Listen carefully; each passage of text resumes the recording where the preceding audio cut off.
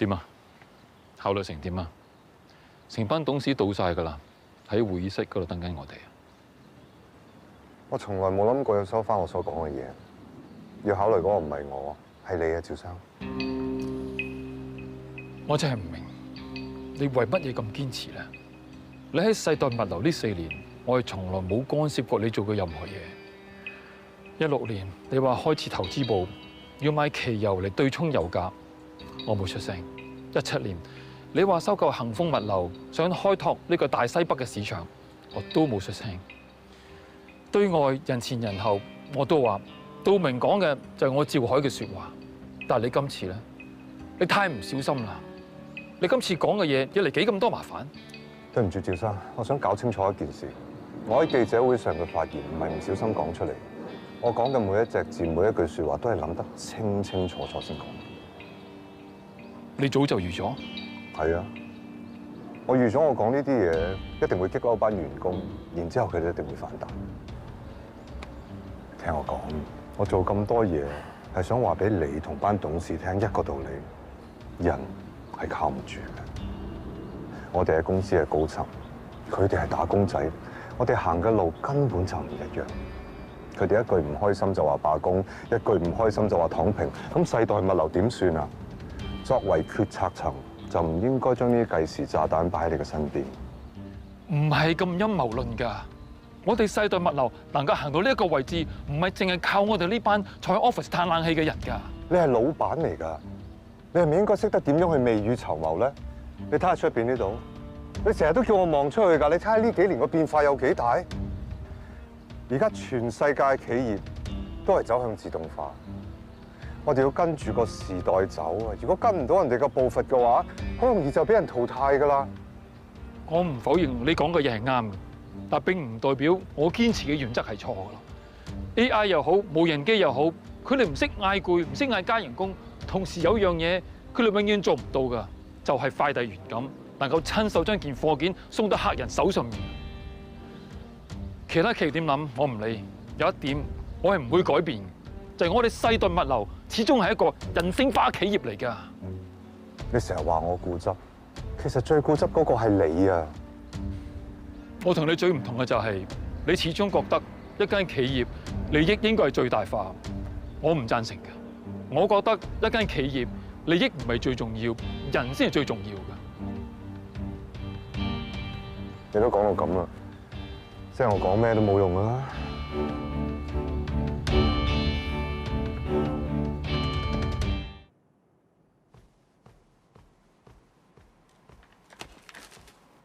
阿開啊，乜你頭先同杜明喺平台度冇傾清楚呢件事咩？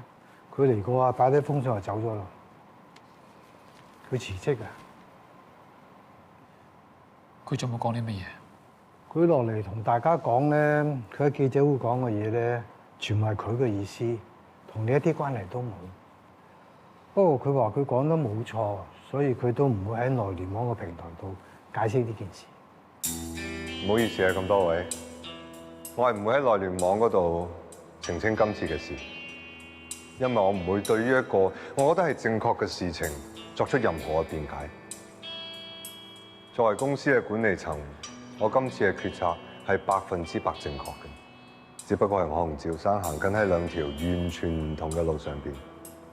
我相信終有一日，佢會認同我嘅理念係啱嘅。知唔知道明去咗邊？佢話有緊要事去公安局，就唔好話佢做乜。係咧，而家杜明唔響度嗰直播點啊？如果你需要嘅話，我唔介意去同啲員工解釋。唔使啦 Uncle，其實我預咗㗎啦，個直播我自己做翻。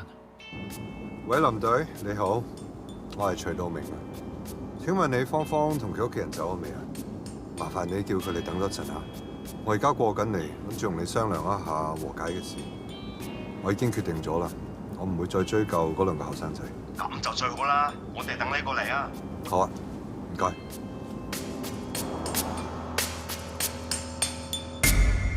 翻嚟啦，仲驚你講唔切添。老闆個直播就快開始啦。乜你自己 department 下冇電視嘅咩？乜次次都塞晒喺度啫？鬼叫你呢度電視較大咩？嚟，整大先。喂，聽講咧，頭先個董事會開唔成喎，知咩事啊？咁大件事都收唔到風啊！徐生當住班董事面前遞信啊！如果唔係個直播都唔使老闆親自落場啦。講真㗎？邊個得閒同你講笑啊？等出咪冇啦！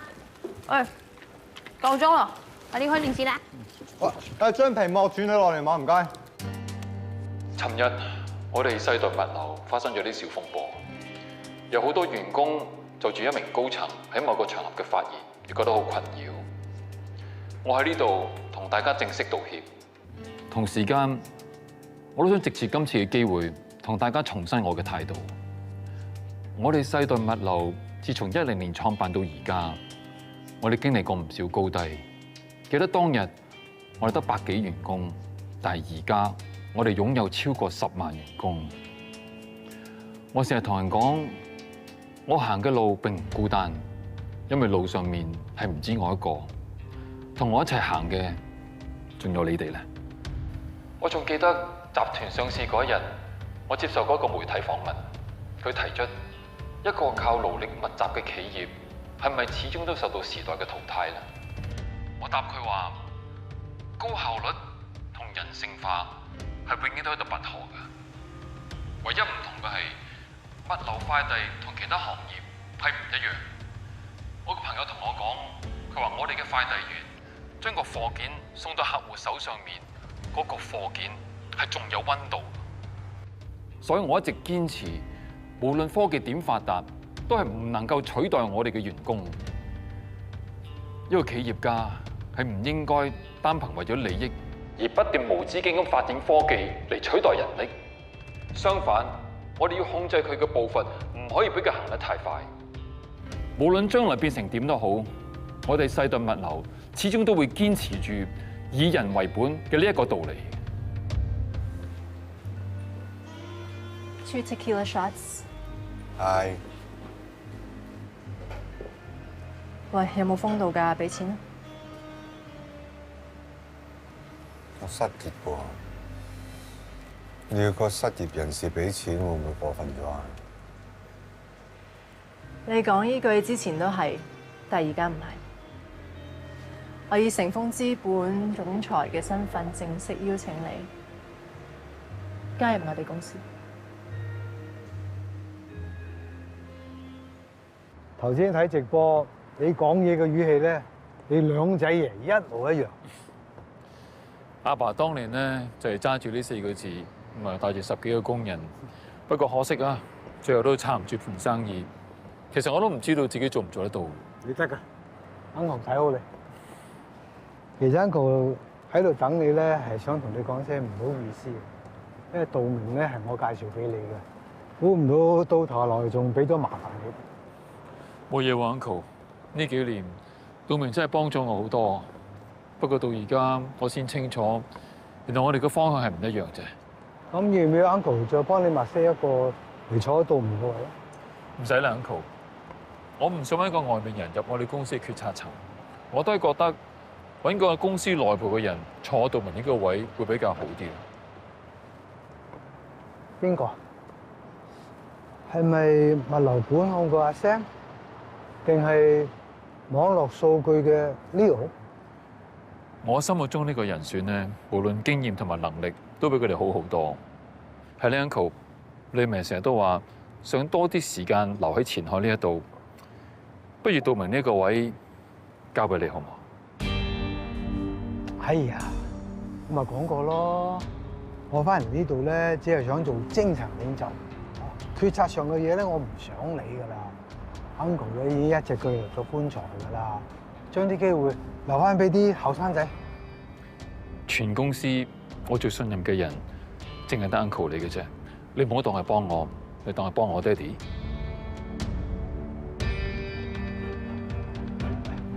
好啦，嗱，先至聲明啊，我做到你揾到人為止咋。好，一言為定。 2019年1月，成峰資本注資 Workcom 不足半年，就正式喺港交所掛牌上市。